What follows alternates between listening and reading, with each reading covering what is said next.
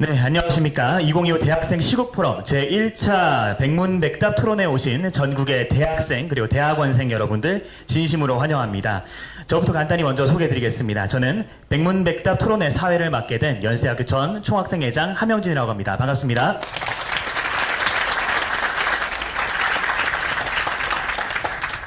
네, 먼저 처음 순서로 오늘 시작으로 계속 이어질 백문백답 토론회를 주관한 단체를 좀 한번 소개해드리고 시작할까 합니다. 바로 한국대학 총학생회 공동포럼이라는 단체인데요. 우리 공동포럼은 위기에 처한 대학 학생사회를 스스로 돌아보고 새로운 시대에 부합하는 학생사회로 혁신하기 위해서 대학 간의 협력을 토대로 연구와 토론을 지속해서 수행하고 있는 단체입니다.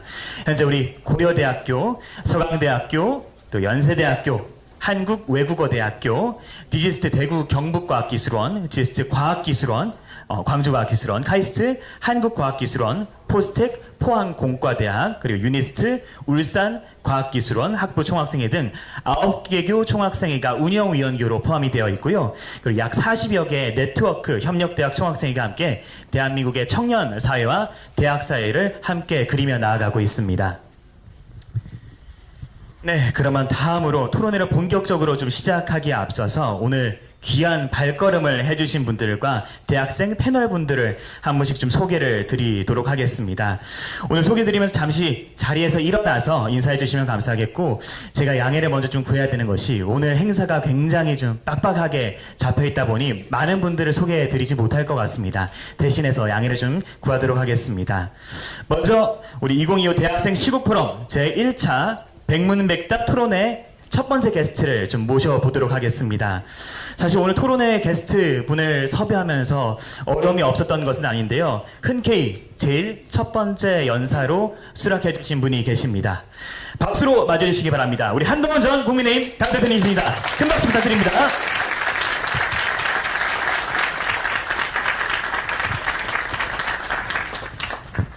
네, 다음으로 우리 대표님과 함께 오늘 토론회를 진행해볼 우리 패널 각 대학 총학생의 대표자분들을 좀 소개해드리도록 하겠습니다. 시간 관계상 대학별로 좀 묶어서 소개를 드리겠습니다. 네, 먼저 김한범 고려대학교 총학생회 비상대책위원장님이십니다. 큰 박수 부탁드립니다. 네, 다음은 서강대입니다. 우리 강찬 서강대학교 총학생회장님, 박은석 서강대학교 부총학생회장님이십니다. 뒤쪽에 계시고요. 박수 부탁드립니다. 네, 감사합니다. 다음은 서울대학교입니다. 우리 김지은 서울대학교 전 총학생회장님이십니다. 다음은 연세대학교입니다. 정예슬 총학생회 비상대책위원장님이십니다. 네, 다음은 한국외대입니다. 남인석 한국외대 총학생회장님 자리에 함께 해주셨습니다. 네, 오늘 그리고 이 밖에도 지방에서 먼 걸음 해주신 분들이 계십니다. 우리 대구에서 보러 올라오셨습니다. 대구 경북 과학기술원 디지스트 총학생을 맡고 계신 이민재 회장님이십니다. 네, 다음은 광주에서 올라오셨습니다. 광주과학기술원 지스트 총학생회장 홍 회장님이십니다. 네, 우리 울산과학기술원 유니스트 회장님은 줌으로 함께 참석하고 계신데 또 멀리 계신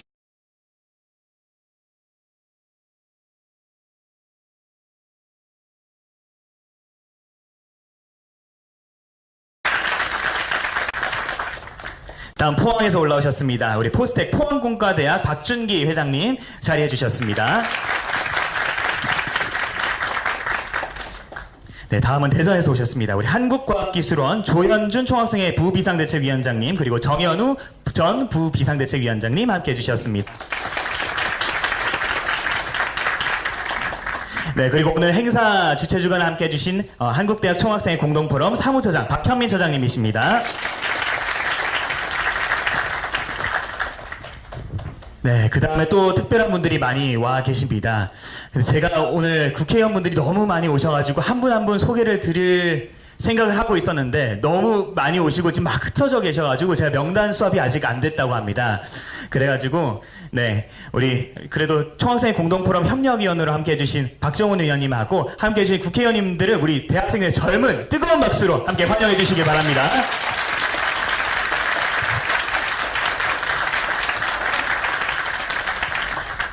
네, 다음으로는 오늘 이 토론회가 어떤 취지로 진행되게 되었고 또 어떻게 기획되었는지 소개드리는 시간을 좀 갖도록 하겠습니다. 우리 한국대학 총학생회 공동포럼 사무처장을 맡고 있는 박현민 학우로부터 간단하게 소개를 듣도록 하겠습니다. 박수로 청해 듣겠습니다. 네, 안녕하십니까. 박현민입니다. 우선 2025년 대학생 시구포럼 제1차 백문백답 토론회에 오신 여러분께 깊은 감사의 말씀을 드립니다. 오늘 여러분들은 다양한 질문들을 갖고 오신 것으로 알고 있는데요. 지금 시국이 많이 혼란스럽고 캠퍼스 곳곳이 혼란스러운 상황입니다. 이런 불안정 상황 속에서도 캠퍼스 곳곳에서 탄핵 찬반 시위 집회가 열리고 있습니다. 언론들이나 매스컴들을 보면은 어떤 것이 정말 사실인지, 그리고 어떤 것이 우리가 무엇을 원하고 있는지, 그리고 우리가 원하는 사회는 어떤 모습인지 궁금하곤 합니다. 공동포럼이 이번 국외교 총학생회와 함께 주최한 이번 시구포럼 토론회는 이러한 의문점에서 출발했습니다. 잠재적 조기 대선 가능성이 있는 혼란스러운 대한민국 속에서 현 시국과 관련하여 다양한 관계자분들과 정치인 그리고 학자분들을 모셔서 토론을 진행하고 있습니다. 오늘은 그 첫 시작점으로서 과거 당대표로서 여당을 이끌었고 개헌 당시에 국회 해제 의결 현장에 있었던 한동훈 전 대표님을 연사로 모셨는데요. 오늘 이 자리가 그런 의문들을 해소하는 건전하고 활발한 공론장이 되기를 바라봅니다. 총학생회 공동포럼은 앞으로도 우리가 가지고 있는 의문점들을 함께 고민하고 해결해 나갈 수 있도록 최선을 다하겠습니다. 감사합니다.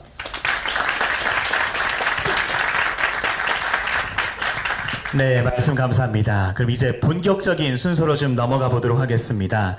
오늘 토론의 식순을 좀 간단하게 설명드릴 건데요. 먼저 한동훈 대표님의 짧은 강연 이후에 바로 대학생과의 백문백답 프로그램으로 이어지는 순서로 진행되게 됩니다.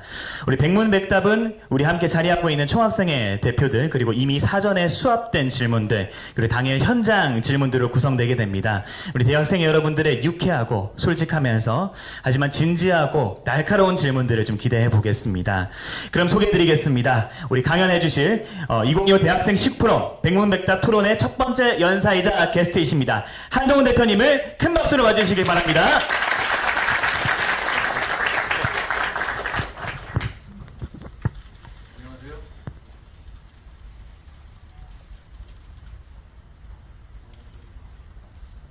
안녕하세요. 반갑습니다.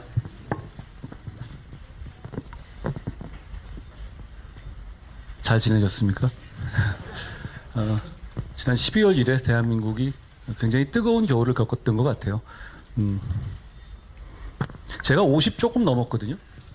그러다 보면 어떤 시기를 공유하는 사건을 같이 동시대에서 공유하는 경우가 있거든요. 우리는 모두 계엄이라는 앞으로 어쩌면 100년 동안 있을지 없을지 모를 그런 큰 사건을 함께 겪은 이제 코호스트라고 하죠. 그런 동지애를 가진 세대입니다. 그리고 그 동지애가 이 상황이 어떤 의미였고 우리가 어떤 역사를 겪었는지는 지금은 우리는 잘 모를 수 있습니다. 점점 평가되고 우리가 음미되게 될 것이라고 생각합니다. 그런 점에서 정치를 하는 사람으로서 그리고 대통령을 배출한 여당의 대표를 지냈던 사람으로서 여러분께 대단히 죄송하다는 말씀을 드립니다. 겪어서는 안 될 일이었다고 저는 생각합니다. 무슨 말씀을 드릴까 생각하다가 저는 써오면 잘 안 되길래 차 안에서 좀 생각해 봤습니다. 여러분과 같은 그런 시기에 제가 어떤 생각을 했었는지 그리고 지금의 상황에 대해서 어떻게 생각하는지 짧게 말씀드릴게요. 10분 정도 하면 되나요? 제가 고등학교 때 그리스인 조르바라는 책을 정말 좋아했어요. 제가 약간 그 편집증 같은 게 있어서 뭐 편집증까지는 아니지만 뭔가 딱 꽂히면은 그 작가 책은 다 사고 뭐 그런 편이거든요. 예를 들어서 제가 이 컨버스 좋아하는데요. 이걸 깔별로 다 사고 이럽니다, 저는. 그러니까 뭔가 딱 기분이 꽂히면 뭐 비슷한 것도 색깔별로 사고 똑같은 것도 사고 이렇게 되고 물론 그러다 금방 실증을 느끼는 그런 면이 있긴 하지만요. 그 당시에 그리스인 조르바라는 책에서 매료된 건 이게 진짜 자유야. 이렇게 살아야 되겠어. 이런 식의 감성적인 얘기였어요. 읽어보신 분들도 많이 계시겠지만 그냥 막 사는 사람 얘기거든요.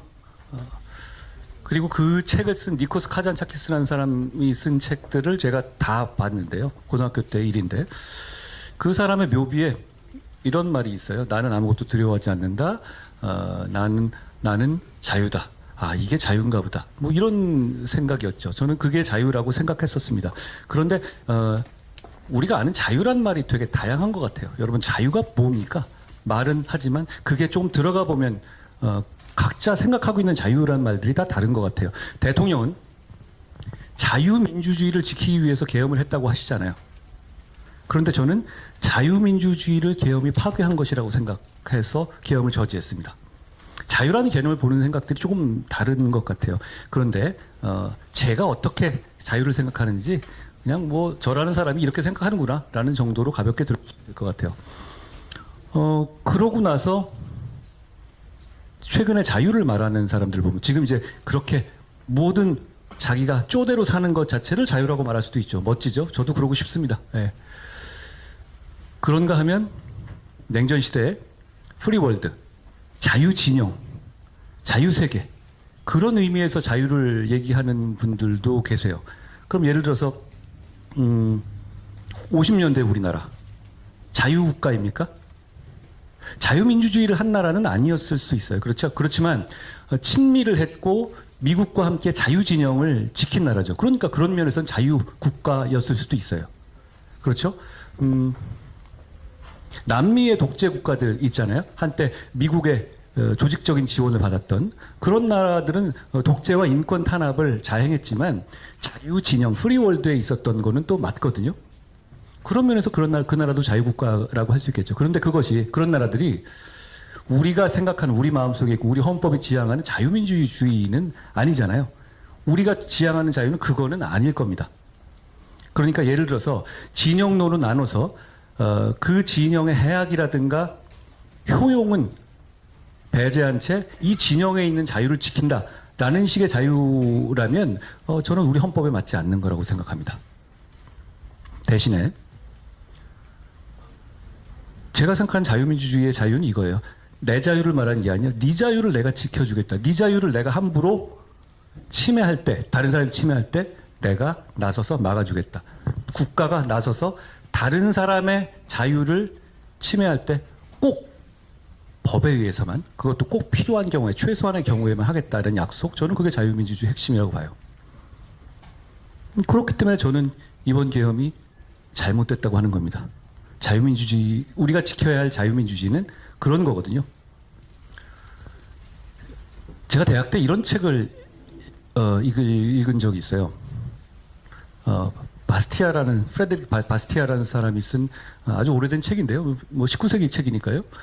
그런데 제목은 법이에요. 근데 법 얘기는 아니고 자유의 얘기였어요.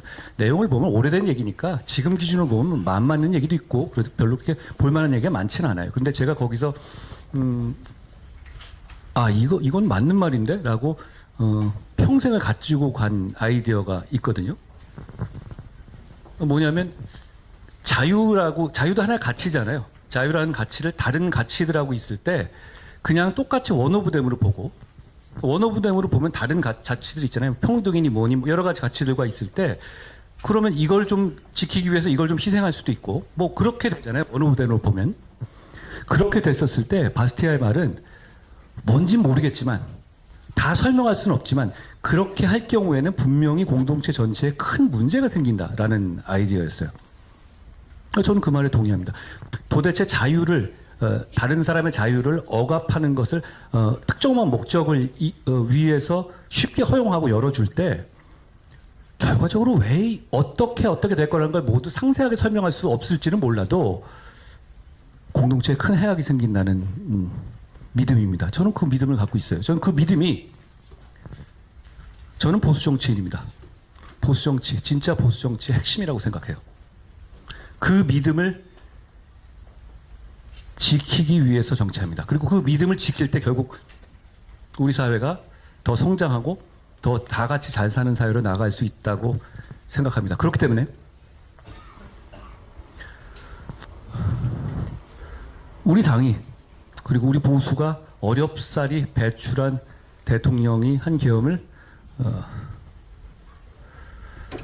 여당의 대표가 가장 앞장서서 막은 것 괴로웠습니다. 그리고 그 계엄을 제가 막으러 나서는 순간 속된 말로 나는 엿됐다 이런 생각이 들었어요. 어떤 경로가 나올지 모르겠어요. 그렇지만 결과가 좋을 리가 없지 않습니까? 당장 이 막은 것에 대해서 저를 치하해 줄 수 있을지 몰라도 그만큼 백파이어가 있을 것이고, 그리고 그게 진영에 따라서 각각의 이해관계로 공격할 거 아니에요? 그러니까 그 순간 저는 여기서 그 결정을 한 겁니다. 좀 묻어갈 수도 있었어요. 근데 계엄을 저지하는데 제가 앞장서지 않을 수도 있었죠. 근데 제가 왜 앞장섰냐면, 제가 앞장서지 않으면 그날 계엄이 해제될 것 같지가 않았어요. 그날 계엄 해제가 안 됐습니다. 여러분 만약 그날 계엄이 해제되지 않았으면 거리로 나오셨을 겁니까? 안 나오셨을 겁니까? 굉장히 많은 사람이 거리로 나갔을 거예요. 그러면 또 여러분과 같은 또래에 계시는 군과 여러분이 충돌을 하게 됐을 겁니다. 그 유혈 사태가 났을 것이죠. 그렇게 될 경우에는 대한민국이 70년, 80년간 이뤄온 성취는 완전히 끝나게 됩니다. 저는 그게 두려웠습니다. 일단 그걸 막자는 생각이 먼저였고요.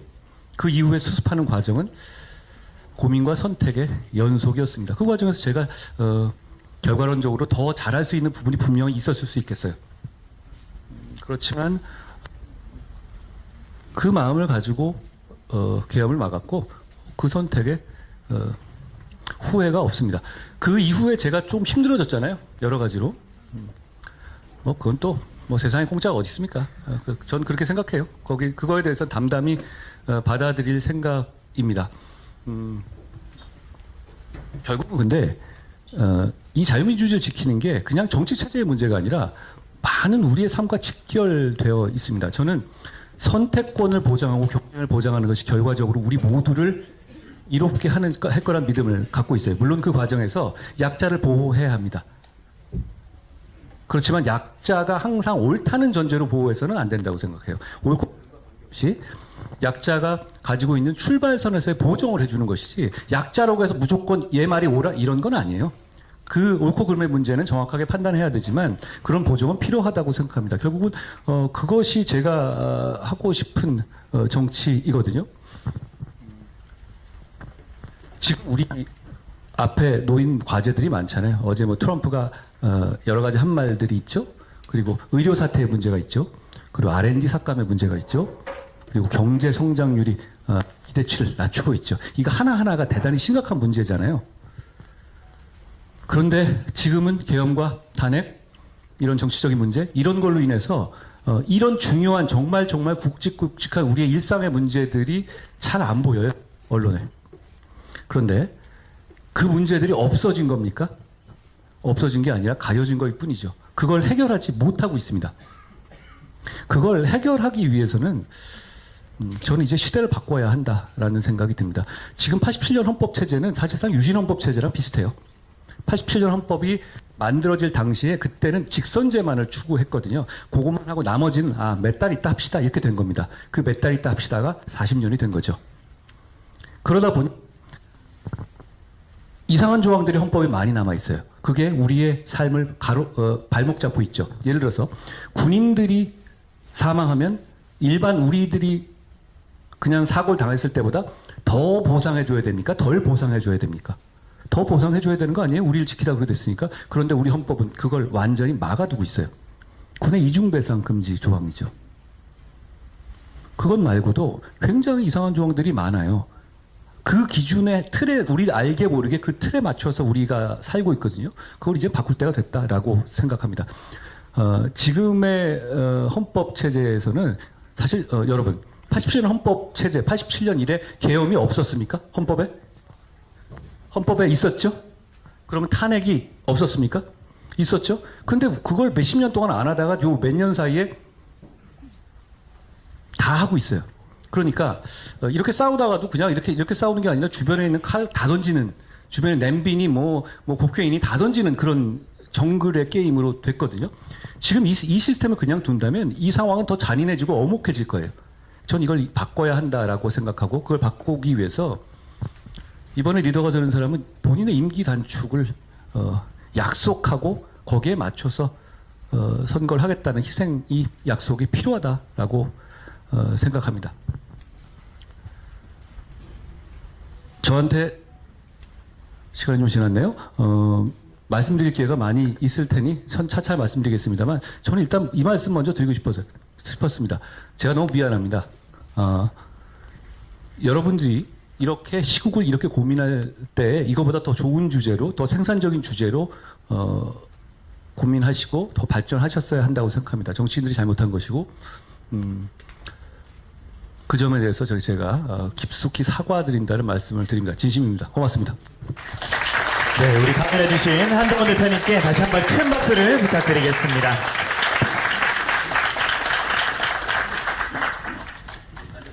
네, 이제 편하게 좀 앉아서 해볼까 합니다. 네, 이제 정말 백문백답 시간을 좀 가져보도록 하겠습니다. 사실 오늘 백문백답 토론회 준비하면서 사전 질문으로도 한 200여 개 넘는 질문들이 쏟아졌는데요. 오늘 사전 수합된 질문들을 먼저 좀 조합해서 우리 각 학교 대표 패널들이 먼저 대표님께 좀 질문을 드리도록 하겠습니다. 오늘 행사 시간이 아까 말씀드린 좀 많이 제한적이라 각 질문 좀 명료하고 명쾌하게 또 짧게 해주시면 감사드리겠습니다. 우리 카테고리를 좀 나눠볼까 하는데요. 첫 번째 카테고리는 12.3 비상계엄과 탄핵정국입니다. 우리 첫 번째 주제는 아까 말씀드린 대로 비상계엄과 탄핵정국인데요. 아마 그날 밤을 다들 기억하실 겁니다. 12월 3일 윤석열 대통령이 비상계엄을 선포했고 이에 따른 여파로 우리 대통령이 탄핵소추안이 국회에서 가결돼서 직무가 정지됐고 국무총리 또한 탄핵소추안이 가결돼서 현재 대통령 권한대행의 권한대행 이끌어가고 있는 상황입니다. 대한민국이 맞이하고 있는 헌정사상 초유의 상황 속에서 아마 우리 대학생분들이 대표님께 질문이 많을 것 같은데요. 오늘 한번 백문백답 첫 번째 카테고리 진행해 보도록 하겠습니다. 먼저 사전 수합된 질문을 우리 연세대학교 대표가 먼저 대표님께 질문 드리도록 하겠습니다. 안녕하세요. 연세대학교 총학생회 비상대책위원장 정예슬입니다. 먼저 자리해 주셔서 감사드리고요. 저는 사회통합과 관련한 질문을 드리고 싶습니다. 최근 우리나라 정치를 보면 너무 극단적이고 때때로는 다 폭력적이다라고 느껴지기까지 합니다. 이에 한동훈 전 대표님께 여쭈고 싶습니다. 대한민국 정치가 지금과 같이 양극단으로 나뉘고 또 소통조차 힘들어진 이유가 무엇이라고 생각하시는지, 나아가서 국민적인 통합을 이룰 수 있는 해결 방법은 무엇이라고 생각하시는지 질문 드리고 싶습니다. 더하여서 현재 대한민국에서 이런 부분들에 대해 국민의힘의 방향성에 대해서는 어떻게 생각하시는지 함께 질문 드리고 싶습니다. 감사합니다. 반갑습니다. 비상대책위원장이신가요? 네, 맞습니다. 저도 그거 한번 했었어요. 네. 되게 좀 그렇지 않아요? 뭐 대표도 아니고 그냥 좋을 때는 일을 시키면서 네. 무슨 뭐 조금 뭐라 그러면 야 너는 대표가 아니야 뭐 이렇게 나오더라고요. 근데 나중에 그때는 안 쫓겨났는데 당대표 된 다음에 제가 쫓겨났습니다. 제가 아까 스피치할 때 잠깐 말씀드렸다시피 원래 헌법에는 탄핵과 계엄이 다 있었어요. 근데 정치인들 사이에서도 탄핵의 탄자를 얘기하기 조금 눈치 봤거든요. 이건 역풍 분다. 국민들이 이거는 오히려 역풍 불겠는데 이런 생각이었던 거죠. 계엄은 사문화됐었고요. 제가 법무부 장관을 한 법률가인데 계엄 관련된 법률과 헌법 조항을 그날 밤에 처음 읽어봤습니다. 대한민국은 저 같은 법률가도 계엄 관련한 법률을 읽어볼 필요가 없는 나라였어요. 앞으로도 그래야 합니다. 이게 어느 시점에선가 사실 제가 막 두드러 맞고 이렇게 된 시기라고 비슷한데요. 문재인 정권 한 중반 정도에 조국 사태가 있었잖아요. 그때부터 저는 조금 정치가 잔인해지고 너무 목적이 됐다고 느꼈는데요. 그때부터는 어떤 상황이 됐냐면 적어도 이 팩트가 나오면 일단 걸리면 걸리는 대로 일단 그래, 이건 우리가 지지 이렇게 하고 가는 거였다고요. 그런데 어느 순간 그냥 지지치는 게 아니라 그래 우린 끝까지 가고 우린 숫자가 많고 총알을 계속 밀어넣을 거야 이런 게임이 돼버렸어요. 그런 상황에서 그게 점점 격화되고 한쪽이 그렇게 시작하니까 다른 쪽도 왔다 갔다고 하면서 점점 격화돼서 이번 정부 들어서는 이재명 대표의 민주당이 탄핵을 29번을 시도했어요. 그리고 윤석열 대통령은 비상계엄을 선포했죠. 할 수 있는 총, 부부싸움을 하더라도 서로 말을 한 게 아니라 옆에 있는 회칼을 집어던지는 상황까지 된 겁니다. 시스템의 문제가 아니라 사회적인 분위기가 그렇게 돼가는 것 같아요. 그런데 그건 단순하게 우리나라만의 문제는 아닙니다. 전체적인 트렌드가, 세계적인 트렌드가 그런 분위기가 분명히 있어요. 극우화 경향이 있는 곳도 있고 극좌화 경향이 있는 곳도 있죠. 포퓰리즘의 시대인 건 분명하거든요. 그런데 그때 나라의 중심을 지키고 나라를 바로잡는 게 그게 진짜 국가의 실력이라고 봅니다. 그러니까 지금 이 순간에 선수 교체만 되면, 만약에 똑같은 유의 사람들이 또 오게 되면 더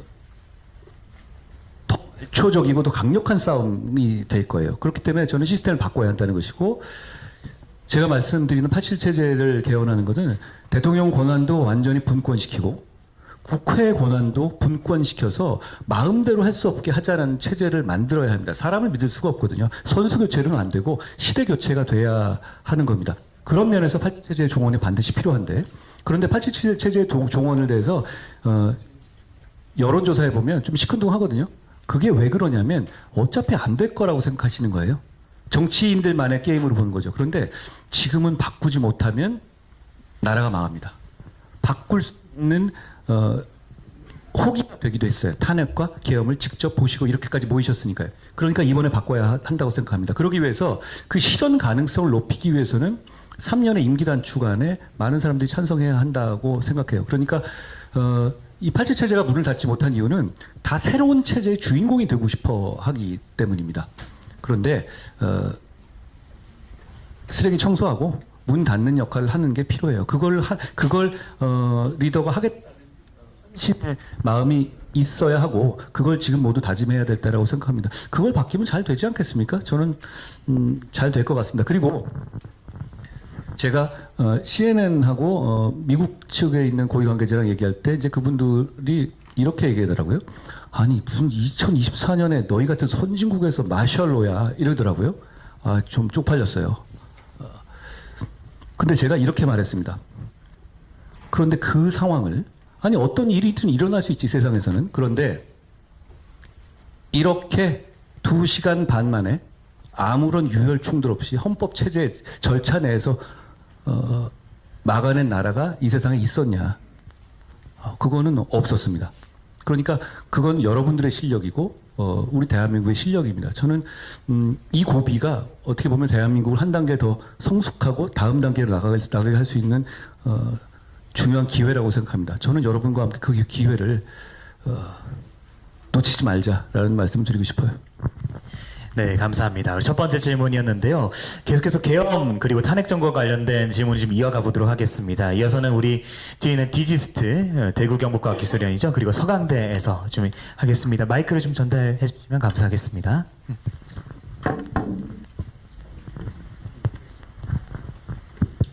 네, 안녕하십니까. 디지스트 총학생회장 이민재라고 합니다. 한동훈 전 대표님께 여쭙겠습니다. 국민의힘 당대표로 계실 때 윤석열 대통령 탄핵소추안 표결 시기 때 있었던 일입니다. 12월 5일에는 이번 탄핵은 준비되지 않은 혼란으로 국민들과 지지자들의 피해를 막기 위해서 통과되지 않도록 노력하겠다라고 하시면서 질서 있는 조기 퇴진 요구와 함께 탄핵을 반대하셨습니다. 네, 성황대학교 총학생회장 강찬입니다. 그러나 12월 6일 오전에 이제 긴급 최고위원 회의에서 윤석열 대통령의 조속한 직무집행 정지가 필요하다고 판단하고 밝히면서 탄핵에 다시 찬성하는 목소리를 내셨습니다. 그리고 이후 하루 뒤에 대통령과의 담화를 통해 전국 안정 방안에 대해 당에 일임한다라고 하시자 바로 탄핵 반대로 선회하셨습니다. 대표님께서 다양한 사정과 고민이 있으시고 대표의 위치인지라 입장을 바꿨다라고 생각이 들지만 사실 그냥 대학생들이 대표님을 바라봤을 때 말을 너무 많이 바꾸는 분이다라고 그런 그 어떻게 보면은 조금 이미지가 바뀌는 그런 그 시기였다고 생각합니다. 그래서 대표님께서 그렇게 말씀하셨던 의도와 이유는 무엇인지, 당시 말씀하셨던 질서 있는 퇴진은 무엇을 의미하는지 다시 한번 저희가 여쭙고 싶습니다. 고맙습니다. 제가 그거 가지고 여러 가지 오해를 받고 그랬었는데요. 이렇게 말씀드리죠. 저는 계엄이 난 당일부터 끝까지 제 생각이 바뀐 적은 없어요. 첫째, 불법 계엄이다. 둘째, 불법 계엄을 한 대통령은 더 이상 대통령을 하면 안 된다. 셋째, 그 과정에서 갈등을 최소화해야 된다. 그 과정, 이 세 가지 원칙을 가지고 이걸 실현할 수 있는 방법을 나름대로 고민하고 찾은 겁니다. 첫째, 저는 처음에 12월 5일 날 그때 제가 탄핵을 맡겠다고 했던 취지는 이런 취지였어요. 탄핵보다 나은 길을 찾으려 했습니다. 그게 저는 대통령의 탄핵으로 예상되는 시점보다 더 빠른 자진 사퇴, 그리고 그 이전에 직무 집행의 정지. 저는 대통령의 직무 집행을 계속해서는 안 된다고 생각했어요. 계엄을 한 대통령이 군통수권을 어떻게 행사합니까? 그 생각이 바뀐 적은 전혀 없습니다. 그 상황이었고, 그런 상황에서 왜 제가 그런 말씀을 또 드렸냐면, 그때 민주당이 냈던 탄핵안 자체, 1차 탄핵안 자체는 심각한 문제가 있었어요. 거기에는 북중러에 대한 외교 실패를 탄핵 사유로 넣었거든요. 그걸 넣은 탄핵을 1차로 가결해 줄 수는 없는 거죠. 북중러에 대한, 그러니까 친중을 안 해서 탄핵한다? 아니, 그걸 어떻게 보수정당이 그걸 어그리하겠어요? 그리고 그건 틀린 얘기잖아요. 2차 탄핵에서는 민주당이 그 내용을 슬그머니 뺐죠. 그 차이가 있고요. 첫째는 그런 이슈가 있었고, 그 과정에서 제가 12월 6일 날 다시 대통령을 압박했던 이유는 그겁니다. 3일 날 이후 제가 대통령에게 계속 요구했던 건 뭐였냐면, 계엄에 관여한 여인영, 곽종수, 이진우 등의 핵심 관련자들의 직무 배제였어요. 저는 전국을 운영하는 입장에서, 전국을 축을 담당하는 여당 대표 입장에서 제일 걱정한 건 뭐였냐면 2차 계엄이었습니다. 다시 군이 동원되는 것. 그건 막아야 되는 것이고, 그거 파국을 막아야 하는 것인데, 왜냐하면 그 계엄의 실무자들, 지금 다 구속된 사람들이죠. 그 사람들이 그 직을 그대로 유지하고 있으면 군은 어떤 메시지를 받겠습니까? 끝나지 않았다. 그리고 그 사람들은요, 자기 인생 망치는 거 아는데 이거에서 역전승을 한번 노려보고 싶지 않겠습니까? 사람 마음 다 그렇잖아요. 그 배제 요청을 대통령이 받아들이지 않았습니다. 며칠 동안. 그 과정에서 제가 이 말씀을 드렸던 거죠. 강하게 직무배제 해야 된다. 2차 계엄 얘기하고 즉각해다. 그 메시지를 낸 다음에 제가 대통령과 직접 만났죠. 제가 책에도 썼지만 대통령께서는 제 이 요청을 또 직접 만났을 때도 받아들이시지는 않았어요. 그렇지만 저랑 헤어진 지 1시간 정도 지난 뒤에 그걸 받아들여서 이 3명을 그 직에서, 자, 방첩사령관 여인용, 특전사령관 박종수, 수방사령관 이진우, 이 셋을 직에서 배제했습니다. 저는 그거는 제가 굉장히 밖에선 잘 모르지만 의미 있는 성과였어요. 그렇게 됨으로써 2차 계엄의 위험성이 상당히 떨어졌습니다. 군에서도 이 상황이 바뀌고 있구나라는 인식을 분명히 하게 된 거죠. 그 상황에서 대통령께서 질서 있는 조기 퇴진 약속을 천명했습니다. 토요일 날 아침이었죠. 다 내려놓고 임기 등을 당에게 일임한다. 그렇죠. 국정을 폭리들 위주로 추진한다는 것, 그리고 법적 책임을 지겠다. 그리고 2차 계엄은 없다. 이 얘기를 2분간의 담화를 통해서 밝히셨죠. 그럼 그 탄핵은 저는 질서 있는 조기 퇴진을 할 수 있는 전제라고 봤어요. 그 당시에는. 그 상황에서 그 탄핵은 부결된 것입니다. 그 다음에 제가 어떤 일을 했냐면 TF를 만들어서 질서 있는 조기 퇴진 TF를 띄웠고, 그 TF에서 나온 안이 2월 퇴진 내지 3월 퇴진 안이었습니다. 만약에 2월 퇴진 아니었으면 지금 이미 이 상황은 종료되어 있겠죠. 그리고 그 안대로 됐다면 적어도 이런 식의 광장의 갈등과 극렬한 대립은 없었을 겁니다. 왜냐하면 대통령 스스로 승복해서 내려오는 그림이 되니까요.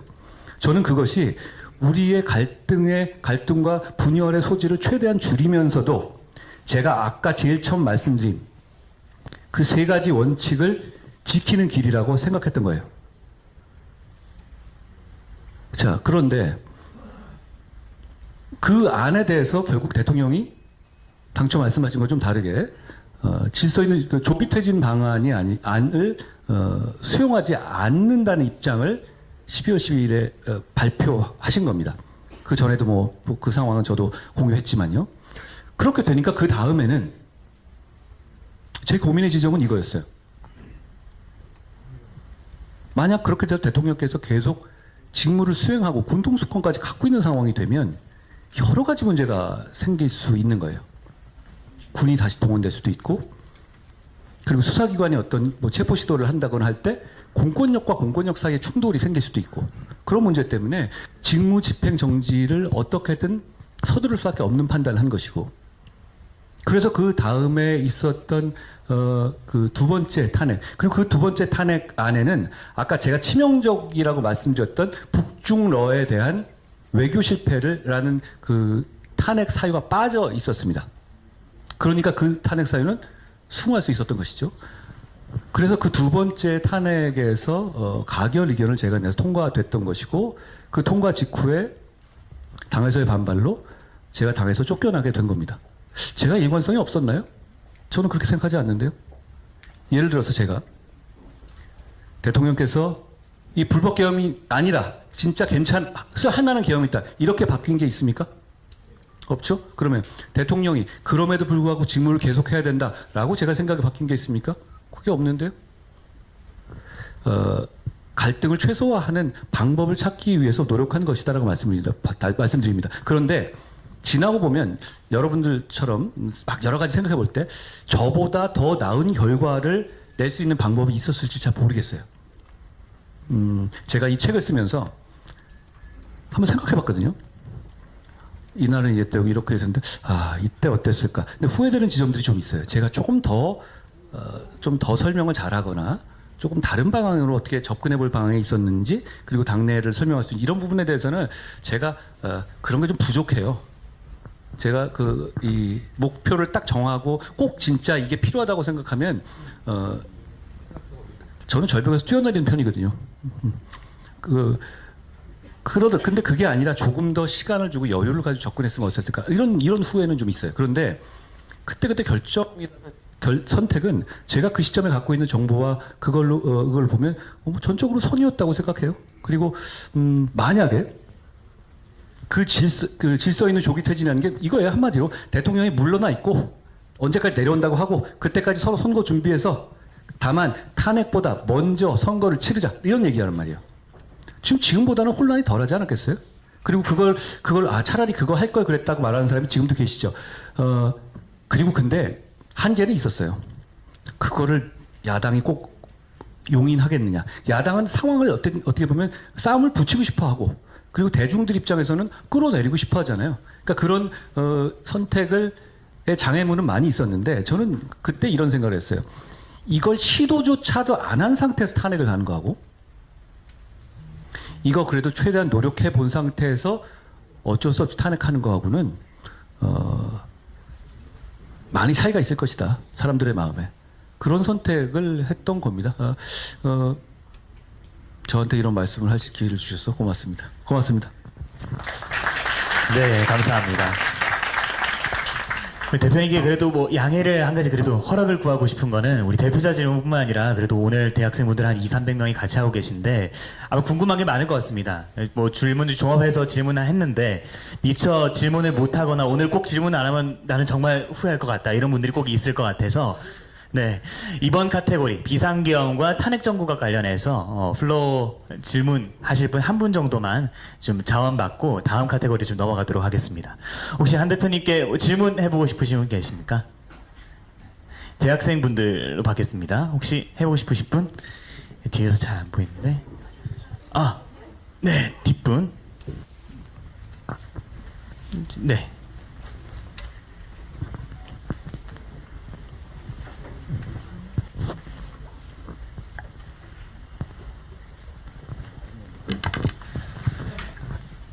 미안합니다. 제가 좀 말이 많아서 항상 문제예요. 네. 네, 연세대학교 재학하고 있는 23학번 경제학부 학생입니다. 안녕하세요. 저는 92학번입니다.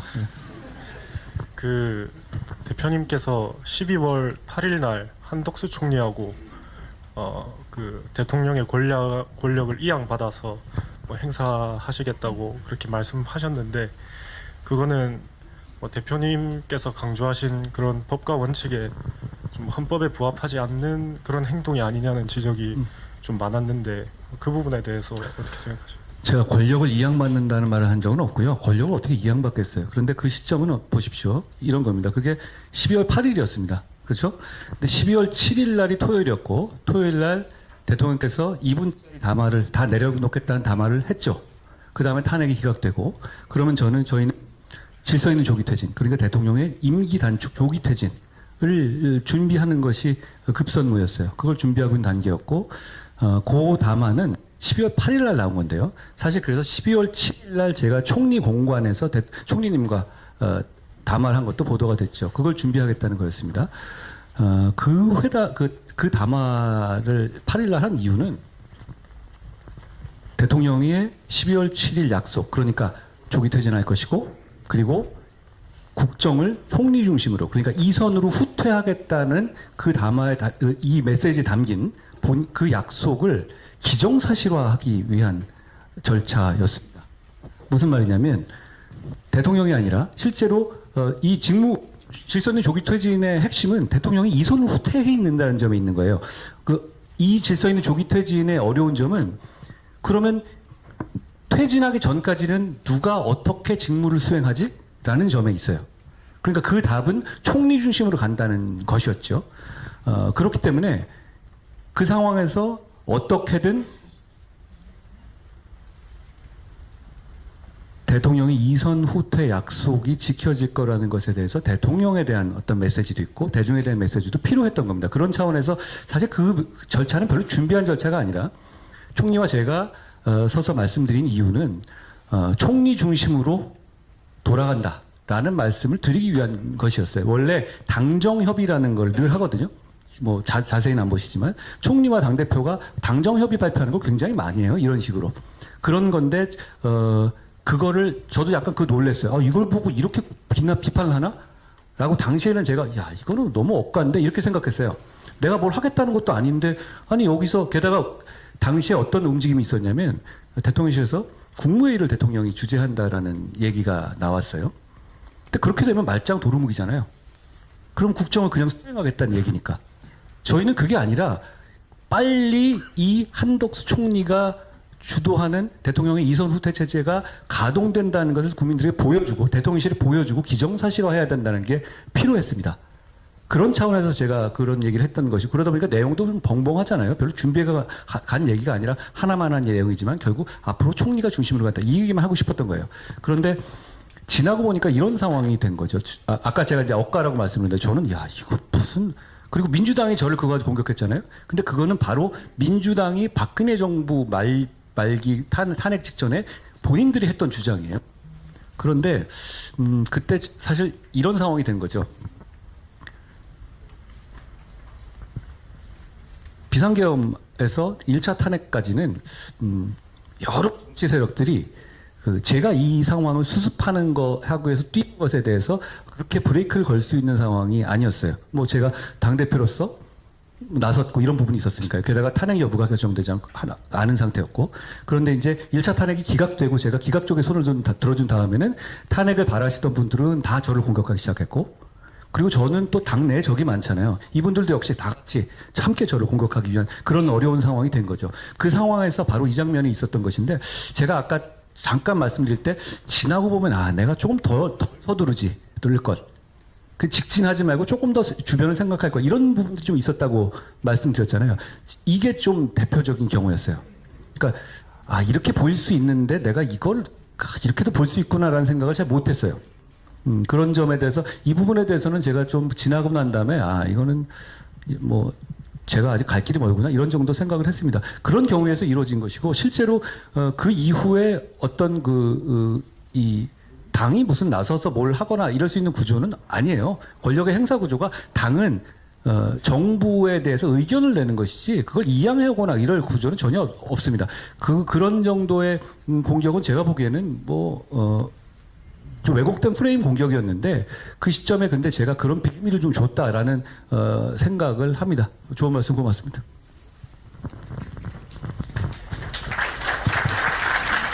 네, 감사합니다.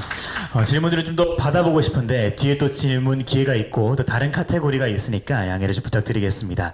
다음 카테고리는 우리 대학생과 한국사회 문제로 좀 넘어가 보도록 하겠습니다. 아까 말씀드렸다시피 사전 접수된 질문만 해도 200여 개에 달했는데요. 이번에는 지방소멸, 연금개혁, 그리고 뭐 작년에 정말 핫했던 이슈였었죠. R&D 그리고 국제 외교 뭐 이런 등록금 다양한 의제를 가지고 대표님과 얘기를 한번 나눠보도록 하겠습니다.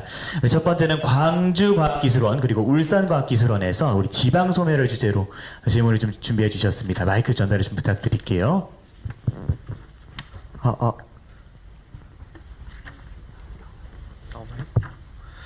네, 안녕하십니까. 소개받은 광주과학기술원 총학생회장 김성우라고 합니다. 먼저 지방 소멸에 대해서 질문을 드리고 싶은데요. 앞으로의 미래 세대를 위해서는 수도권 인구 과밀화 해소와 그리고 지역 균형 발전 이 두 가지가 반드시 필요하다고 생각합니다. 그래서 이런 문제를 저희 비수도권 소재 대학의 대학생들도 깊이 공감하고 많은 문제가 있다고 느끼고 있습니다. 네, 유니스트 총학생회장 안성근입니다. 네, 저희 비수도권 대학 재학생들은 이제 수도권에 비해 인프라, 정주 여건, 이제 방학이나 취업 기회, 청년 교류 등 아직 많은 점이 부족하다고 느끼고 있는데요. 이에 대한 해결 방안이나 혹은 구체적인 의견이 궁금합니다. 예, 정치인들 중에서 지방 분권이나 지방에 대해서 균형 발전을 얘기하지 않는 사람은 진짜 한 명도 없을 겁니다. 그건 정파와 관련된 문제가 아니고. 그렇지만 그걸 해소책을 내세우는 사람들도 다 비슷비슷한 얘기 같아요. 복붙같이 되죠. 저는 이 정치를 하면서 이런 생각을 했어요. 대개 우리 지방분권의 정책들이 어떻게 되냐면 균등하게 뿌리는 정책으로 이루어져 왔거든요. 그게 그리고 정치적으로 되게 편합니다. 왜냐하면 다른 말이 나올 필요가 없거든요. 그리고 왜 우리는 안 줘, 우리는 안 줘, 이런 게임으로 된다고요. 근데 그러다 보면 바닷물에 소금을 뿌리면 크게 효과가 있진 않잖아요. 저는 이런 정책을 준비하고 있는데요. 오히려 집중으로 풀어야 한다는 생각을 합니다. 그러니까 제 말씀은 서울 집중을 말하는 게 아니라 각 지역별로 거의 서울을 하나씩 만드는 식으로, 그러니까 어떤 서울과 연계되지 않고 또 충분히 스스로의 생활권을 만들어갈 수 있는 메가폴리스를 각 지역권마다 만들어야 저는 오히려 지역 균등 발전의 전기가 이루어질 수 있다고 생각합니다. 바닷물에 소금을 뿌리지 말고 바다에 섬을 만들어야 한다라는 게 제 생각이에요. 그러니까 균등하게 모든 지역에다 비슷하게 하게 되면 역시 비슷하게 생활 편의시설 같은 건 좋아지겠죠. 그렇게 되면 고수부지의 운동기구가 좀 좋아지거나 그렇게 되겠죠. 그렇지만 그게 지역 균등 발전을 높이지는 않거든요. 결국 일자리의 문제잖아요.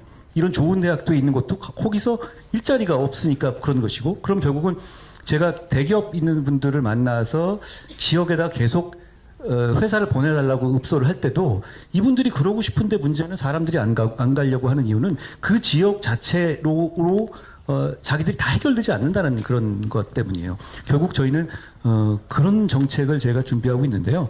결국은 집중은 집중으로 풀자라는 다소 도발적인 내용이지만 저는 그게 효과적이지 않을까 하는 생각을 가지고 있습니다. 잘해보겠습니다. 고맙습니다.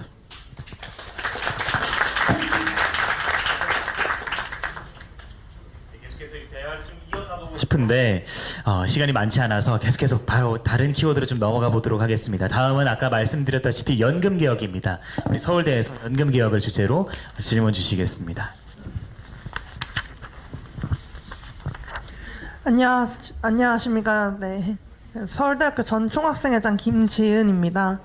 앞에서 강연에서 말씀하셨던 것처럼 지금 시국으로 인해서 좀 중요한 문제들이 잘 보이지 않는다는 말씀에 10분 공감하고 있습니다. 이에 저는 연금 개혁에 대해서 조금 질의를 드리고 싶은데요. 청년들은 국민연금을 납부하고도 수급하지 못할까봐 우려하고 있습니다. 실제로도 높은 수준의 보험료를 장기간 납부를 해야 되는 반면 연금 급여의 소득 대체율은 상당히 낮다고 할 수 있겠습니다. 현재 논의되고 있는 개혁안 같은 경우에도 고갈 시점을 낮출 뿐이지 실질적인 문제 해결책이라 보기는 어렵겠습니다.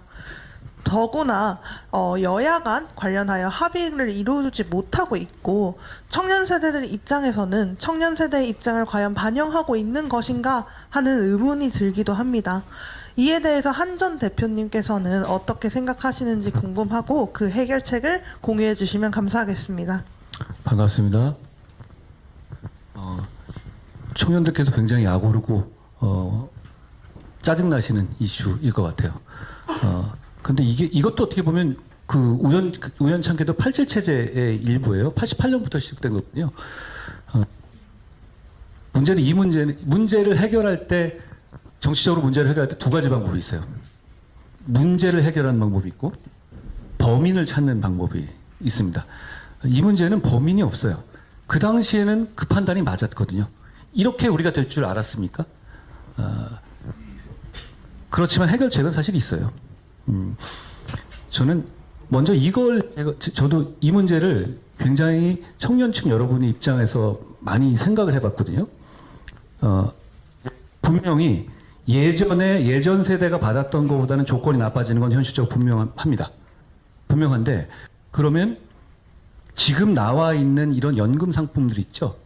일반적으로 시장에 나와 있는, 프라이빗 섹터에서 파는 그 수준에 있는 연금 상품 중에서 지금 현재 좀 조정된다고 하더라도 이것보다 좋은 조건이 있는 상품은 없습니다. 그러니까 이 자체는 그래도 해볼 만한 상품이다라는 제 리서치 결과는 그래요. 그렇지만 당연히 지금보다 조건이 나빠지는 것에 대해서 합리화할 수 있다는 얘기는 아닌 것이고, 일단 먼저 이 자체가 그래도 괜찮은 상품이라는 점, 그리고 이 자체가 국가에서 이 상황 정도로만 바꿨을 때 디폴트가 나지는 않아요. 그런 정도까지는 충분히 계산하고 한 것이라는 점에서 그런 막연한 불안감은 안 가져도 되겠다는 생각인 건데요. 결국은 전 지금 국회에서 이 논의가 좀 뒤로 미뤄지고 있죠. 많이 참여해 주셔야 될 것 같아요. 그러니까 이 숫자를 정하는 게 몇 프로, 44냐, 10이냐, 10이냐 이런 거잖아요. 이게 여러분께서 많이 관심을 가지고 목소리를 내주시면 바뀝니다. 왜냐하면 이 부분은 그냥 잘못하다가 훅 넘어가 버리는 상황이 될 수가 있거든요. 근데 다행히도 지금은 이게 켜 있습니다. 이때 많이 말씀을 해주시면 좋겠어요. 왜냐하면 이건 세대 간에 관해서 이해관계 차이가 확 나요. 그러니까 목소리를 많이 내주시면 몇 프로라도 달라집니다. 그리고 그 몇 프로는 굉장히 큰 차이가 될 것이고요. 저는 우리 국회의 연금 논의 과정에 많이 참여해 주셨으면 좋겠습니다. 왜냐하면 그러면 제가 보기엔 여러분 이길 겁니다. 왜냐하면 기성세대는 거기 참여를 안 해요. 별로 관심이 없거든요.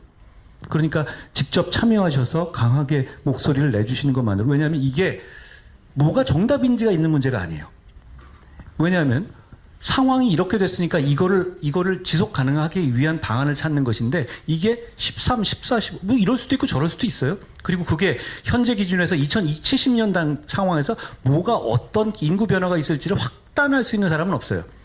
어떤 과학적 추정을 가지고 하는 거거든요. 그러면 지금에 있어서의 이해관계자의 목소리가 반될 수밖에 없는데, 저는 지금 이 상황에서 결집될 수 있는 이해관계자들은 여러분들이라고 봅니다. 여러분들이 지금 여기 오신 거 정도만 모여서 국회에서 목소리를 내주시면 법이 바뀝니다. 이 정도 모이면 국회의원들은 무서워합니다. 그리고 여러분들의 말이 맞습니다. 그렇기 때문에 목소리를 많이 내주시면 저는 여러분을 대변할 겁니다. 여러분들의 말이 맞아요. 저희가 꿀 빠진 거 맞거든요. 그리고 그게 운이 좋았건 뭐 그렇다 하더라도 거기에 대해서는 분명히 지금 이 상황에서 기성세대가 청년들보다 조금 더 부담을 해도 저는 된다고 생각합니다. 제 결론은 많이 나와주세요. 지금부터 앞으로 몇 달 사이일 것 같아요. 거기에 대해서 표로 결집력을 보여주십시오. 숫자가 바뀔 겁니다. 네, 감사합니다. 저희도 연금개혁 잘 모를 수도 있지만 그래도 깊이 관심 있게 봐야 되는 주제인 것 같은데, 우리 목소리 모아서 우리 정치권에 많이 계속 전달하고 우리 포럼도 더 열심히 노력을 해봤으면 좋겠습니다. 이제 한 3가지 키워드가 좀 남아있는데요. 다음 키워드는 사실 작년 우리 공동포럼에서 가장 핫했던 이슈이기도 합니다. 특별히 우리 과학기술원들이 많이 소속되어 있는데요. 바로 과학기술과 이공계정책 그리고 R&D 예산과 관련된 질문입니다. 다음 질문은 카이스트와 포스텍에서 진행을 좀 해주시겠습니다. 네, 안녕하세요. 카이스트 학부 총학생회 부비상대책위원장 조현준입니다. 정부에 따라 과학기술 정책의 방향성이 바뀌며 이공계 대학생들과 연구자들의 미래에 큰 변화가 생깁니다. 예를 들어 작년 재생에너지와 탄소 중립 예산이 대폭 삭감되어 관련 연구기관들이 어려움을 겪고 있습니다. 최근에는 AI 바이오 등의 분야에 지원이 집중되고 있는데 이러한 방향성이 얼마나 오래 유지될지 염려됩니다. 특히 자연과학 분야는 단기간에 성과를 내기 어려운 만큼 정부의 꾸준한 지원이 필요합니다. 정부의 기조가 변하더라도 연구가 원활히 지속될 수 있는 제도적인 환경을 마련해 주셨으면 좋겠습니다. 네, 포스텍 총학생회장 박준기라고 합니다. 그 대표님께서는 국가가 과학기술 강국으로 도약하기 위해서 가장 시급히 해결해야 되는 과제가 무엇이라고 생각하시는지 궁금하고요. 이를 위해서 정치권과 정부가 어떠한 구체적인 역할을 해야 한다고 보십니까? 또한 젊은 과학기술 인재들이 자신의 역량을 충분히 발휘할 수 있는 환경을 조성하기 위해 필요한 입법이나 정책 방향에 대해서 대표님께 여쭙고 싶습니다. 먼저 제가 드리고 싶은 말씀은 우리 정부 R&D 예산을 삭감한 것은 정말 잘못한 겁니다. 정말 잘못한 거고 앞으로 그런 일이 절대 없을 겁니다. 그건 너무 이상했어요. 제가 막아보려고 했지만 힘이 미치지 못했습니다. 죄송합니다. 먼저 그 말씀을 드리고 싶고요. R&D 문제는 전 그렇게 생각해요. 정부가 어떻게 해야 되냐는 말씀을 하셨는데 정부가 너무 아는 척해서 개입하지 말아야 한다고 생각해요. 정부 잘 몰라요. 제가 알아봤자 얼만큼 알겠습니까? 그 대신 그 필요한 확실하게 필요한 어떤 재반 지원을 하는 게 중요하다고 생각하고요. R&D 문제를 너무 효율 위주로 접근하면 안 된다는 생각은 저도 공감합니다. R&D는 실패 책임을 물으면 안 될 것 같아요. 뭐 실패하다가 하나 걸리면 되는 거 아니에요? 잘은 몰라도요. 제 친구들도 그런 식으로 살고 있던데요. 물론 계속 실패하는 애들도 있더라고요. 그런데 결국은 그런 마음을 기다려주는 마음이 필요한 것 같고요. R&D 예산을 제가 뭐 좀 다른 얘기지만 총선 때 비상대책위원장, 여기도 비상대책위원장 계시지만요. 비상대책위원장으로 총선을 이끌었잖아요. 그때 대전 쪽을 이제 많이 있잖아요. 저는 R&D 예산 삭감에 대해서 강력하게 반대했지만 어차피 뭐 여러분 보셨잖아요. 제가 막을 수 있는 상황 아니었던 거. 근데 한 2월 말 이때까지 우리가 대전에서 다 이기는 거예요. 우리 원래 대전에서 그 전까지 표로 보면 지는 거였거든요. 아, 이게 무슨 이건 내가 뭐 잘하고 있나? 이런 생각까지 듣기도 하고. 그러면서, 의대 이슈는, 2월에 나온 얘기지만, R&D 삭감 이슈는 꽤 된 얘기여서 이미 저는 반영됐다고 생각했거든요.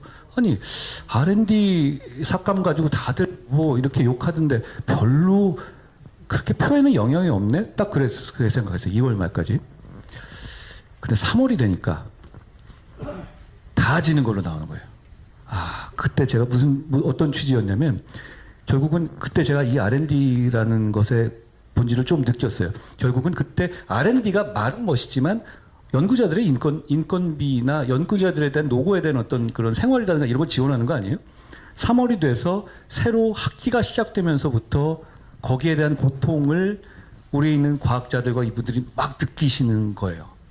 그러고 나니까, 대전에 있는 저희 선거가 이거는 그냥 폭인데 할 정도로 한순간에 바뀌어버리더라고요. 3월에 학기 시작이니까 그렇게 된 거예요.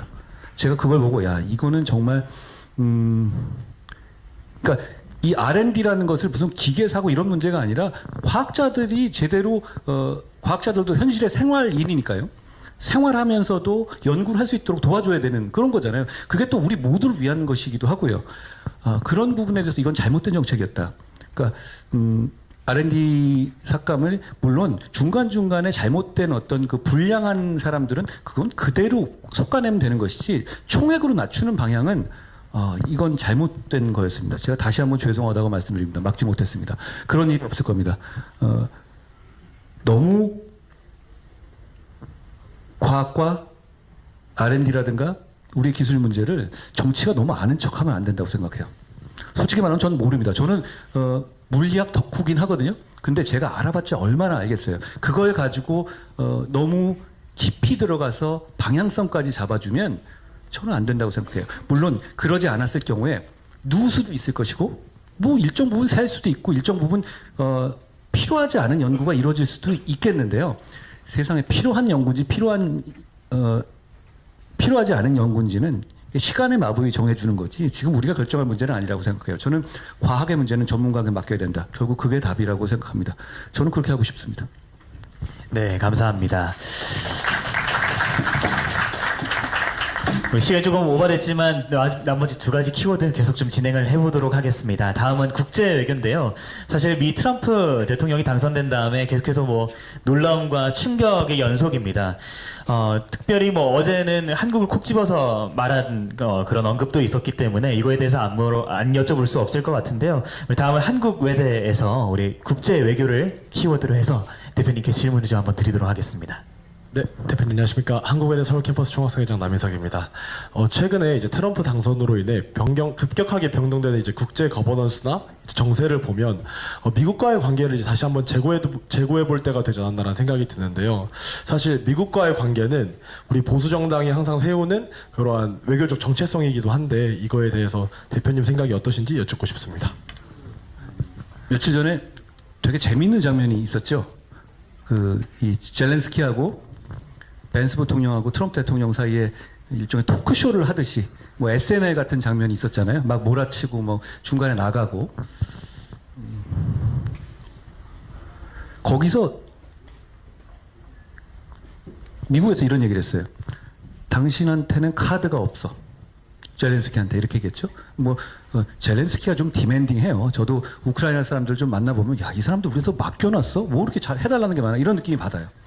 이해는 갑니다만 그러니까 그런 거에 대해서 미국에서의 보수들이 갖는 감정이 있어요. 그런 것들 때문에 결국 그런 장면이 가능했던 거죠. 근데 굉장히 중요한 질문이 너무 직설적이더라고요. 너네는 카드가 없어 라는 거잖아요. 그런데 여러분 우리는 카드가 있습니다. 결국은 우리가 카드가 있다는 것을 알고 우리 카드를 가장 유용하게 활용할 수 있어야 한다는 거예요. 미국은 지금 조선이 거의 죽었거든요.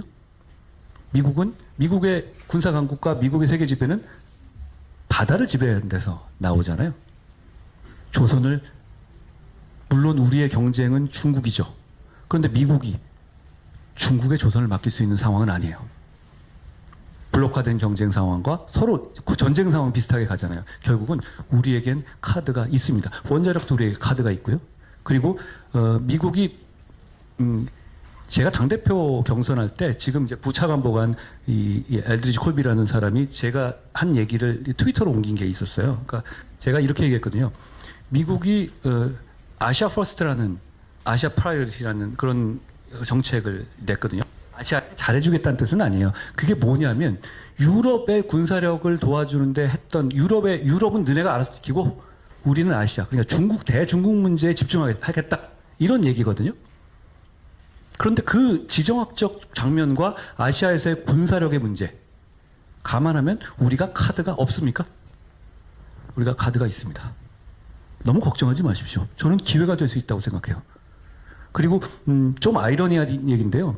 미국이 처음에 이제 트럼프 행정부가 들어와서 한 나라씩 골라서 빡빡빡빡 이랬잖아요.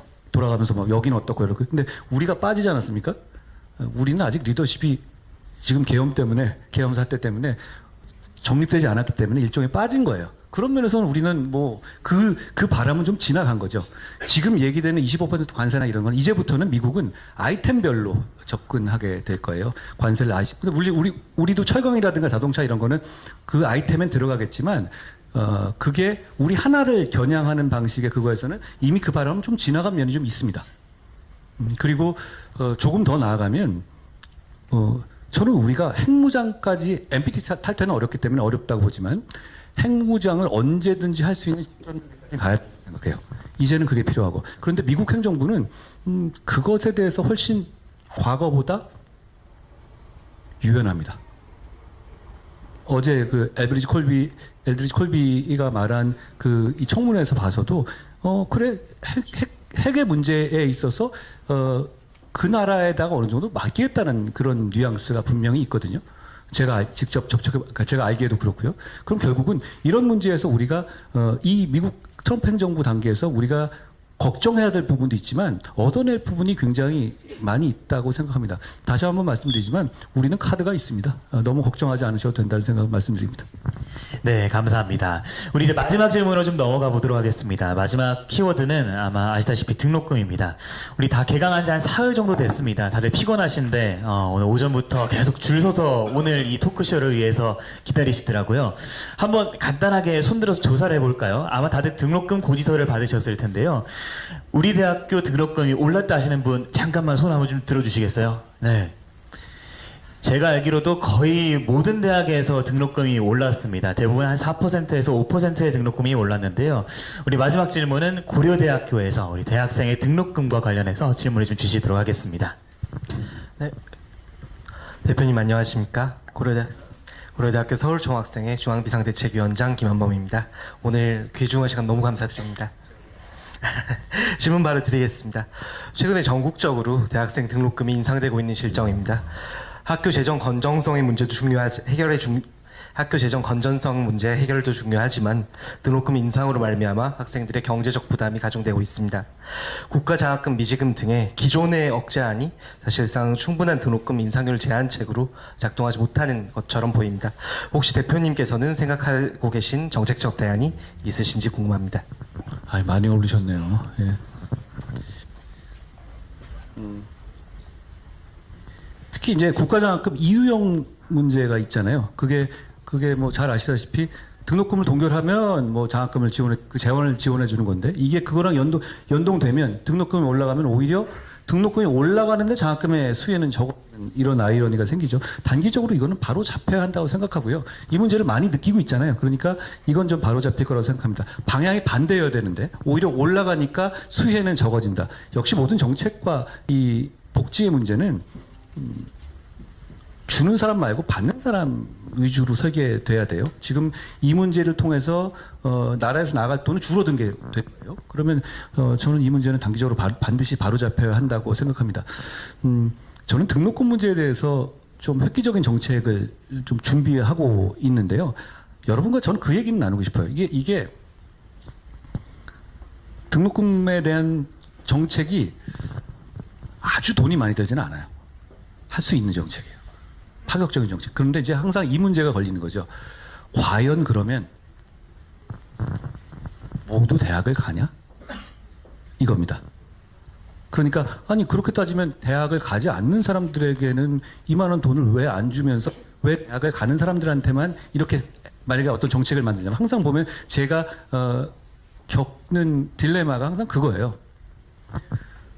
그렇지만 과거보다는 대학을 가는 비중이 굉장히 높고 그리고 그걸로 인한 어떤 이 고통이 크기 때문에 충분히 파격적인 정책에 제반은 상황은 마련됐다고 생각합니다. 제가 그 정책이 준비되면 한번 말씀드릴 기회를 주시면 좋겠고 아까 근데 이 이유형 문제 있잖아요. 저는 이거는 당장 정부에서 해결해야 될 문제라고 보는데요. 자기들 돈 굳었잖아요. 아니, 돈은 더 내게 하는데 왜 이걸 안 하죠? 그러니까 오히려 이거는 그 비중에 맞춰서 액수를 올려야 될 문제지 여기서 이렇게 줬다거나 빠져가지고 돈 안 줄 상황은 아니라고 생각합니다. 요건 제가 한번 챙겨보겠습니다. 고맙습니다. 네, 감사합니다. 그럼 이것으로 백문백답을 모두 종료하도록 하겠습니다. 큰 박수 부탁드리겠습니다.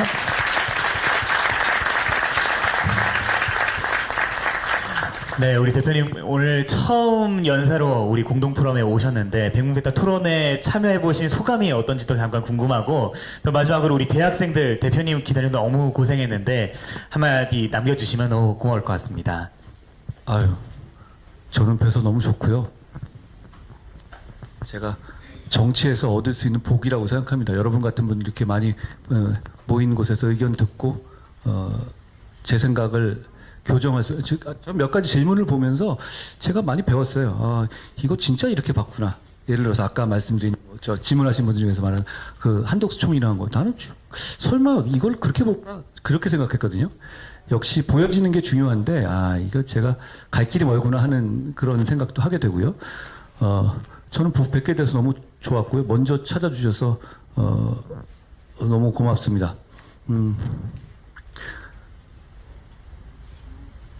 제가 정치인으로서의 한동훈이라는 사람과 정치인은 무슨 뭐 쇼하고 가장하고 이래야 된다고 하잖아요. 그리고 인간으로서의 한동훈이라는 사람이 제가 정치 얼마 안 돼서 그런지 몰라도 저는 똑같아요. 그게 싱크로가 돼 있어요. 그러니까 여기 이런 데 와서 얘기할 때도 막 써줬는데 이대로 안 하게 되더라고요. 생각나는 대로 그냥 얘기하더라도 그게 뭐 제가 정치인으로서 입장하고 아직 별로 다르지 않습니다. 이 마음 가지고 끝까지 정치해보겠습니다. 저는 나라가 잘 됐으면 좋겠습니다. 그리고 여러분이 정말 잘 되셨으면 좋겠습니다. 그게 나라가 잘 되는 거라고 생각해요. 불러주셔서 고맙습니다. 네, 감사합니다. 네, 이제 진짜 행사를 마무리하고 이제 퇴장 안내를 좀 드릴 건데요. 여기 너무 많은 인원이 있다 보니까 한 번에 나가게 되면 좀 위험할 수 있어서 퇴장 안내 제 멘트에 따라서 퇴장해 주시면 되겠고요. 그럼 이상으로 2025 대학생 시국 포럼 제1차 백문백답 토론회 한동훈과의 대화를 모두 마치도록 하겠습니다. 함께 해주신 여러분 감사합니다. 우리 대표님께 다시 한번 큰 박수 부탁드리겠습니다.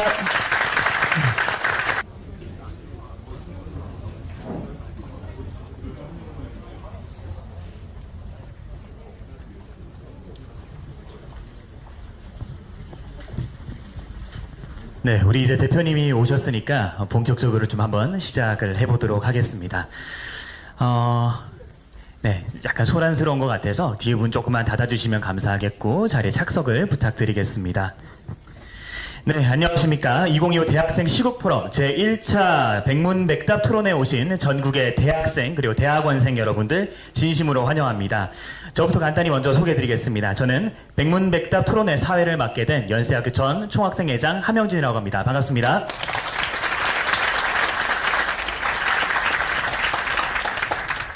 네, 먼저 처음 순서로 오늘 시작으로 계속 이어질 백문백답 토론회를 주관한 단체를 좀 한번 소개해드리고 시작할까 합니다.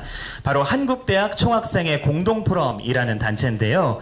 우리 공동포럼 위기에 처한 대학 학생사회를 스스로 돌아보고 새로운 시대에 부합하는 학생사회로 혁신하기 위해서 대학 간의 협력을 토대로 연구와 토론을 지속해서 수행하고 있는 단체입니다. 현재 우리 고려대학교, 서강대학교, 또 연세대학교, 한국외국어대학교, 디지스트 대구 경북과학기술원, 디지스트 과학기술원, 광주과학기술원, 카이스트 한국과학기술원, 포스텍 포항공과대학, 그리고 유니스트 울산 과학기술원 학부 총학생회 등 9개교 총학생회가 운영위원교로 포함이 되어 있고요. 그리고 약 40여 개의 네트워크 협력대학 총학생회가 함께 대한민국의 청년 사회와 대학 사회를 함께 그리며 나아가고 있습니다. 네, 그러면 다음으로 토론회를 본격적으로 좀 시작하기에 앞서서 오늘 귀한 발걸음을 해주신 분들과 대학생 패널 분들을 한 분씩 좀 소개를 드리도록 하겠습니다. 오늘 소개드리면서 잠시 자리에서 일어나서 인사해 주시면 감사하겠고, 제가 양해를 먼저 좀 구해야 되는 것이 오늘 행사가 굉장히 좀 빡빡하게 잡혀있다 보니 많은 분들을 소개해 드리지 못할 것 같습니다. 대신해서 양해를 좀 구하도록 하겠습니다. 먼저 우리 2025 대학생 시국포럼 제1차 백문백답 토론회 첫 번째 게스트를 좀 모셔보도록 하겠습니다. 사실 오늘 토론회 게스트 분을 섭외하면서 어려움이 없었던 것은 아닌데요. 흔쾌히 제일 첫 번째 연사로 수락해 주신 분이 계십니다. 박수로 맞아주시기 바랍니다. 우리 한동훈 전 국민의힘 당대표님이십니다. 큰 박수 부탁드립니다.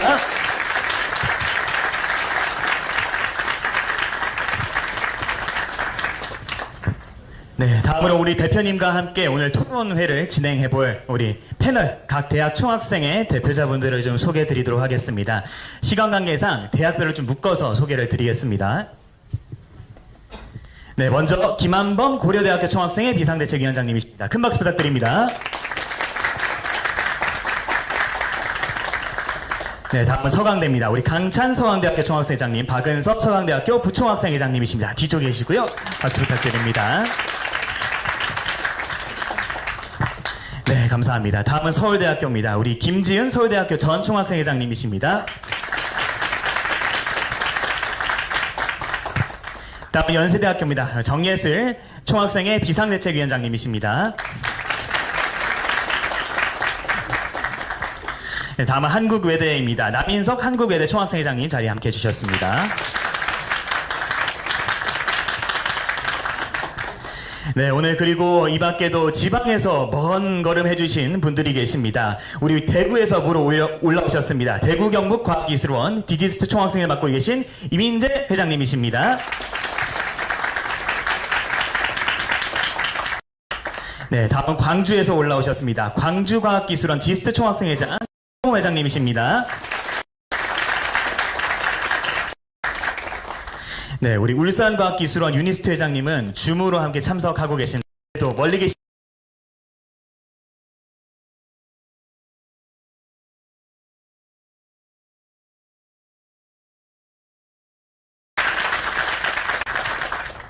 다음 포항에서 올라오셨습니다. 우리 포스텍 포항공과대학 박준기 회장님 자리해 주셨습니다. 네, 다음은 대전에서 오셨습니다. 우리 한국과학기술원 조현준 총학생회 부비상대책위원장님 그리고 정현우 전 부비상대책위원장님 함께해 주셨습니다.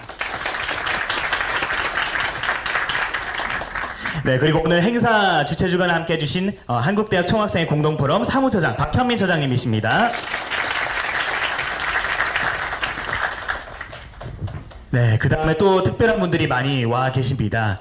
제가 오늘 국회의원분들이 너무 많이 오셔가지고 한 분 한 분 소개를 드릴 생각을 하고 있었는데 너무 많이 오시고 지금 막 흩어져 계셔가지고 제가 명단 수합이 아직 안 됐다고 합니다. 그래가지고 네, 우리 그래도 총학생회 공동포럼 협력위원으로 함께 해주신 박정훈 의원님하고 함께 해주신 국회의원님들을 우리 대학생들의 젊은 뜨거운 박수로 함께 환영해 주시기 바랍니다.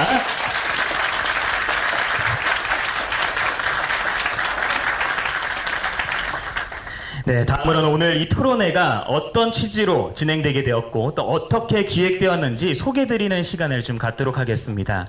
우리 한국대학 총학생회 공동포럼 사무처장을 맡고 있는 박현민 학우로부터 간단하게 소개를 듣도록 하겠습니다. 박수로 청해 듣겠습니다. 네, 안녕하십니까. 박현민입니다. 우선 2025년 대학생 시급포럼 제1차 백문백답 토론회에 오신 여러분께 깊은 감사의 말씀을 드립니다. 오늘 여러분들은 다양한 질문들을 갖고 오신 것으로 알고 있는데요.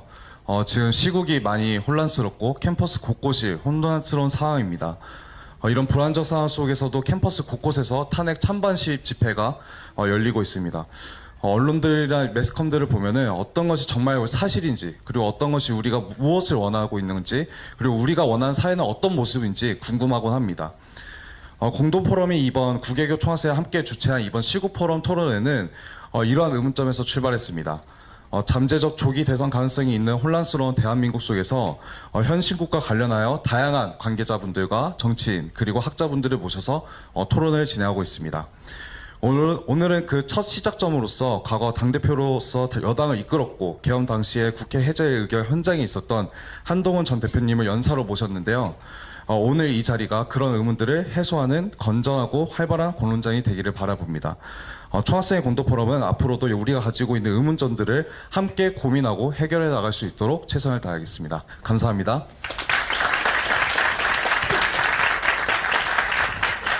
네, 말씀 감사합니다. 그럼 이제 본격적인 순서로 좀 넘어가 보도록 하겠습니다.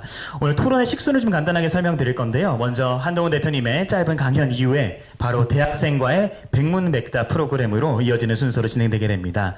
우리 백문백답은 우리 함께 자리하고 있는 총학생회 대표들 그리고 이미 사전에 수합된 질문들 그리고 당일 현장 질문들로 구성되게 됩니다. 우리 대학생 여러분들의 유쾌하고 솔직하면서 하지만 진지하고 날카로운 질문들을 좀 기대해 보겠습니다. 그럼 소개해드리겠습니다. 우리 강연해 주실 2025 대학생 10프로 백문백답 토론의 첫 번째 연사이자 게스트이십니다. 한동훈 대표님을 큰 박수로 맞으시길 바랍니다.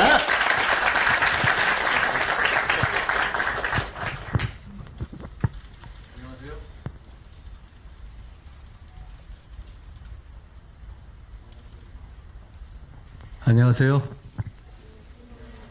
반갑습니다.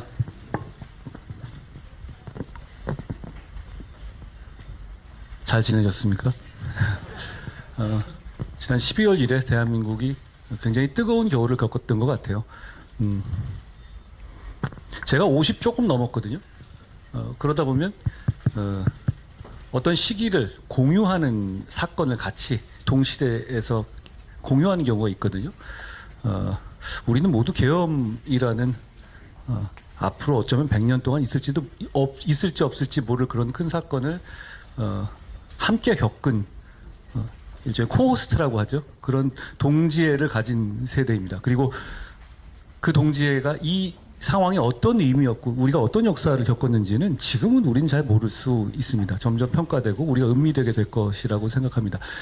그런 점에서 정치를 하는 사람으로서 그리고 대통령을 배출한 여당의 대표를 지냈던 사람으로서 여러분께 대단히 죄송하다는 말씀을 드립니다. 겪어서는 안 될 일이었다고 저는 생각합니다.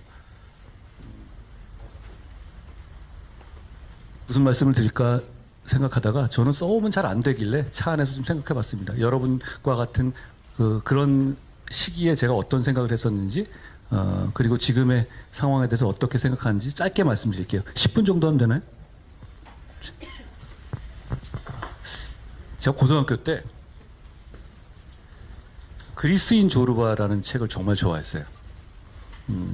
제가 약간 편집증 같은 게 있어서 뭐 편집증까지는 아니지만 뭔가 딱 꽂히면은 그 작가 책은 다 사고 뭐 그런 편이거든요. 예를 들어서 제가 이 컨버스 좋아하는데요. 이걸 깔별로 다 사고 이럽니다, 저는. 그러니까 뭔가 딱 기분이 꽂히면 뭐 비슷한 것도 색깔별로 사고 똑같은 것도 사고 이렇게 되고 물론 그러다 금방 실증을 느끼는 그런 면이 있긴 하지만요. 그 당시에 그리스인 조르바라는 책에서 매료된 건 이게 진짜 자유야. 이렇게 살아야 되겠어. 이런 식의 감성적인 얘기였어요. 읽어보신 분들도 많이 계시겠지만 그냥 막 사는 사람 얘기거든요. 그리고 그 책을 쓴 니코스 카잔차키스라는 사람이 쓴 책들을 제가 다 봤는데요. 고등학교 때 일인데 그 사람의 묘비에 이런 말이 있어요. 나는 아무것도 두려워하지 않는다. 나는 자유다.